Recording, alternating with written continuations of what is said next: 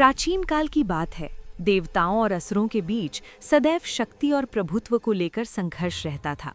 एक समय ऐसा आया जब देवता अत्यंत दुर्बल हो गए।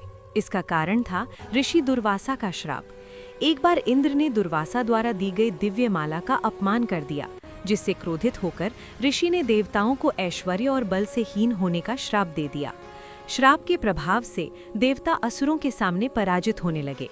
देवताओं ने भयभीत होकर भगवान विष्णु की शरण ली। विष्णु ने उन्हें उपाय बताया कि यदि देवता और असुर मिलकर समुद्र मंथन करें तो उसमें से अमृत निकलेगा, जिसे पीकर देवता पुनः अमर और शक्तिशाली हो सकते हैं। ये कार्य अत्यंत कठिन था, इसलिए विष्णु ने सलाह दी कि असुरों को भी इस कार्य में सहभागी बनाया जाए। देवताओं और असुरों में समझौता हुआ। मंदराचल पर्वत को मथानी और वासुकी नाग को रस्सी बनाया गया। देवता वासुकी के मुख की ओर और असुर पूंछ की ओर खड़े हुए। जैसे ही मंथन आरंभ हुआ, समुद्र में भयंकर हलचल मच गई। पर्वत डगमगाने लगा। तब भगवान विष्णु ने कच्छप अवतार लेकर पर्वत को अपनी पीठ पर संभाला। मंथन से एक एक कर अनेक दिव्य वस्तुएं निकलीं। कामधेनु, ऐरावत हाथी, कल्पवृक्ष, रंभा अप्सरा, धन्वंतरी और अंत में अमृत कलश।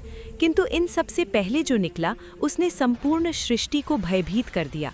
वो था हलाहल विष, इतना प्रचंड और जहरीला कि उसकी ज्वाला से तीनों लोक जलने लगे। देवता, असुर, मनुष्य, पशु पक्षी सभी त्राही त्राही करने लगे।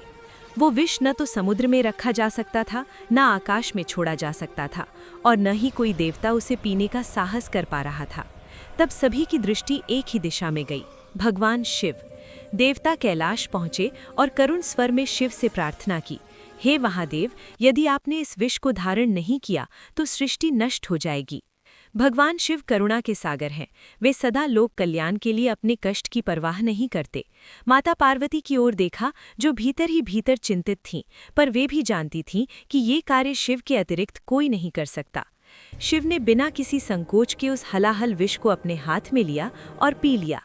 जैसे ही विष उनके कंठ तक पहुंचा, माता पार्वती ने तुरंत उनके गले पर अपना हाथ रख लिया, जिससे विष नीचे न उतर सके। विष शिव के कंठ में ही रुक गया और उनका कंठ नीला पड़ गया। उसी क्षण से भगवान शिव नीलकंठ कहलाए। ये दृश्य देखकर समस्त देवता नतमस्तक हो गए। असुर भी ये देखकर स्तब्ध रह गए कि जिस विष से पूरी सृष्टि भयभीत थी, उसे शिव ने बिना किसी अपेक्षा के धारण कर लिया।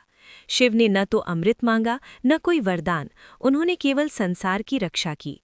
विष का प्रभाव अत्यंत तीव्र था। शिव को जलन होने लगी।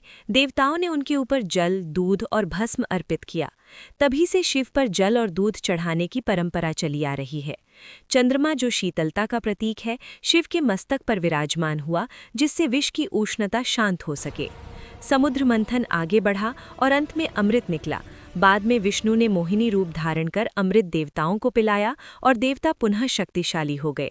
परंतु इस पूरी घटना में सबसे महान त्याग भगवान शिव का था। नीलकंठ की ये कथा हमें गहरा संदेश देती है। सच्चा महान वही है जो दूसरों के दुख को अपने भीतर धारण कर ले, बिना किसी स्वार्थ के। शिव ने विष को कंठ में रोका, अर्थात उन्होंने उसे न बाहर फैलने दिया और न ही अपने हृदय में उतरने दिया। ये सिखाता है कि जीवन के विष को भी विवेक और संयम से संभालना चाहिए।